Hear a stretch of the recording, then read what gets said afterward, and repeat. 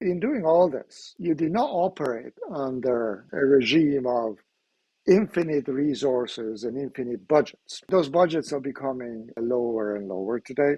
What advice would you have to possibly smaller companies, what maybe a little bit more modest objectives? What advice would you give to them, and possibly smaller budgets, to still make some difference? First off, I think there can be a strength in seeing a budget shrink. It can actually have an incredible clarifying power for you. And I would encourage everyone who's facing that same challenge, which I think a lot of companies are today, rather than sort of what I call spreading the peanut butter around and saying, okay, everybody's going to cut 10%.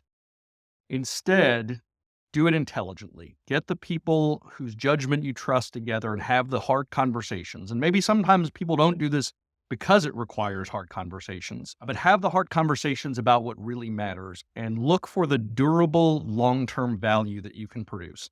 That's what technology is good for. And if you're chasing, how can I increase revenues by 5.8% this year with technology, you're in the wrong business. That's not what technology is here for. Technology initiatives tend to take a little more time. They tend to require the blind alleys. The things that make a difference, that allow any company to win their industry, are those really long-term investments that create durable value, ideally for the client, not just for you.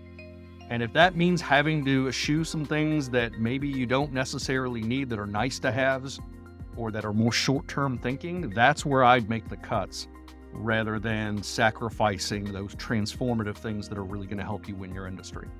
This episode of IT Visionaries is brought to you by Salesforce. With Salesforce's low-code app dev tools, you can be more efficient, more productive, and save money by reducing development time by up to 90%. Get Salesforce's low-code playbook and increase time to value for your team and your customers. Visit salesforce.com/ITV today.